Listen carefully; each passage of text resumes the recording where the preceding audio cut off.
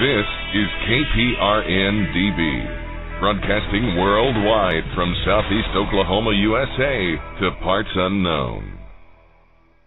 Don't get caught with your pantry down. Try the most delicious Just Add Water storable food from Go Foods. No GMOs, no preservatives, no trans fats, no hydrogenated oils, and a 25-year shelf life. Enjoy it today and save money. Share it with others and earn money. Store it for the future and invest your money. You can't find better food for less anywhere. Made in the USA and guaranteed 100%. Plus, try it for free and decide for yourself at www.lovegofoods.com. To try it for free, go to www.lovegofoods.com. That's www.lovegofoods.com.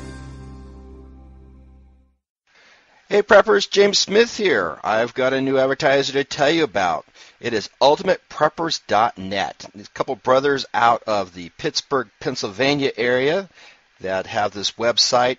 It's chock full of everything you need and at a decent price. Let me tell you, they've got a Mayday fanny pack kit for less than $30, a Guide 10 Plus Adventure Kit for solar power, 5-man tent for $89, tomahawks, GPS, go bags, so much more. Take a look at it.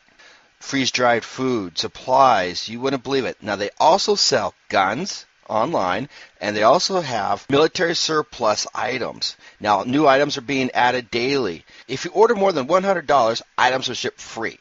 Now, they also do take PayPal, so take a look at it. It's ultimatepreppers.net. That's ultimatepreppers, that's plural, .net. It has come to our attention that we're coming to the second year anniversary of the announcement by the Centers for Disease Control warning of the coming zombie apocalypse. Therefore, I am declaring by executive order that the month of February shall forever be known as Zombuary. The Prepper Podcast Radio Network is giving away a Chiappa 22 caliber handgun provided by MKS Supply to some lucky winner. Now, according to the Zombie Survival Guide, it is the 22 that is the best weapon for the job of putting down the undead. Michelle, dear, would you see what's making all that noise? Okay, honey. Whatever. Send a woman to do a man's job? Spineless. You're all spineless. Quick! Lock the door! We don't know when. We don't know where. But we know it will happen. So be prepared by entering the Prepper Podcast Radio Network Gun Giveaway, which runs from Zombuary 1st to Zombuary 28th, 2013. Go to www.prepperpodcast.com for more information. That's www.prepperpodcast, prepperpodcast.com for more information. You're getting in. Protect me.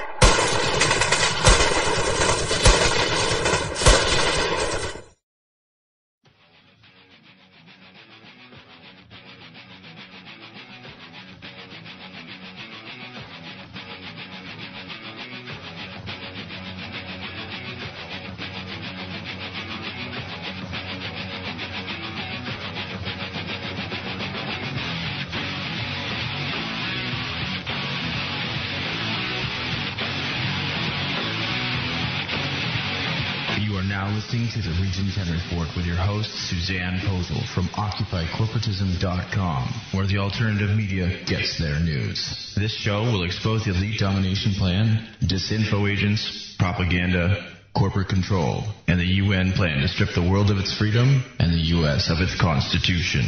This is the Region 10 Report with Susanne Posel, bringing you the real truth behind the news. We're gonna wake up! Oh, hell! Can't stop us now! Hello, everyone. Thank you for joining us on the Region 10 Report. This is episode number 19. Region 10 Report is broadcast on American Freedom Radio from 1 to 3 Pacific Time, stations all across the globe, and syndicated on Prepper Podcast Network, UCY.TV, You can also listen on iTunes podcast downloads. And you can listen to the archives if you want, if you're not listening live on American Freedom Radio, or go to radio.occupycorporatism.com. New articles are posted daily on our website, occupycorporatism.com. And we do ask that you support our sponsors, and we appreciate all the donations. And if you would like to donate, you can click on the yellow button on our website that says Support Independent News. You can follow us on Facebook and Twitter, or follow our RSS feed. I'm your host, Susanne Posel, and today is going to be an awesome show. I have back again the wonderful, dynamic, and incredible Dan Johnson from People Against the N.D.A. Dan, are you there? I'm here. Thanks for having me on again. I'm excited. So give us a rundown on what's been going on with all this legislation that you've been able to pass throughout these states.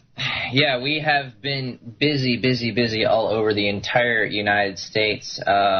We started the battle, Operation Homeland Liberty, on January 3rd, and even our partners have been doing really well. And I want to touch on one of the things that one of our partners did out in California first.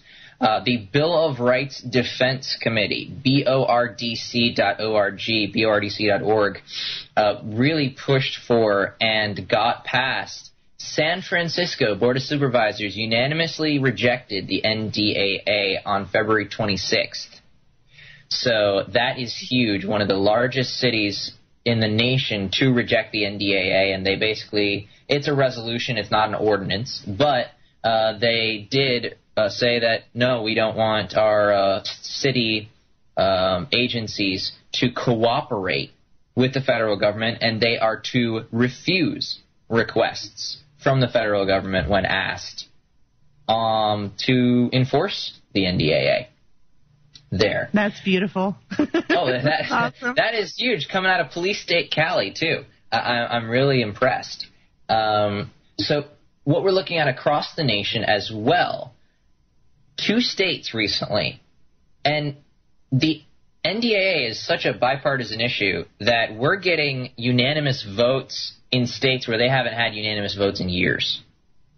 So Montana, 98-0 passed the Montana House. I mean, you want to talk about bipartisan support. That's bipartisan support. Well, I don't think that they care whether or not you're Republican, Democrat, or any political affiliation when it comes to the NDAA. No, I don't think they do. I really don't think that they are going to go targeting systems on, ready, 3, 2, 1, oh, he's a Republican, turn away.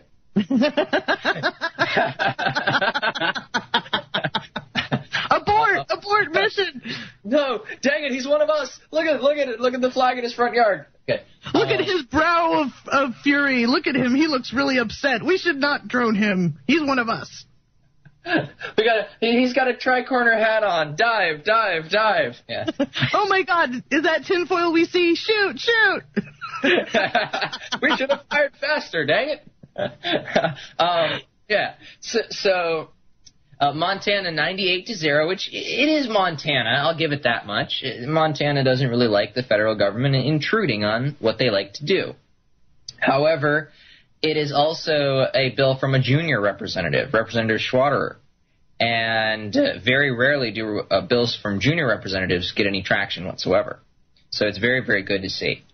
And then Michigan. So we've got Montana, which, you kind of expect to be fairly easy. Michigan, however, the seat of government power, the place where their own presidential candidate, Governor Romney, comes out and says he supports the 2012 NDAA fully, and he wishes he would have signed it into law himself. And he would probably have done a better job than Barack Obama, according to him. He probably would have signed it fancier. I don't know. But governor from that state, 37-0 in Senate committee. Beautiful. And that is direct result of our action in December. The Michigan legislature was getting ready to the House had already passed it, 107-0, and it was going to the Senate. And the Senate was about to consider it, and Randy Richardville, the Senate Majority Leader, was about to consider it. And we pressured his office and every other Michigan senator. We launched a full-out action alert attack on their offices. And they were flooded. They got calls all the way from Nevada to New York.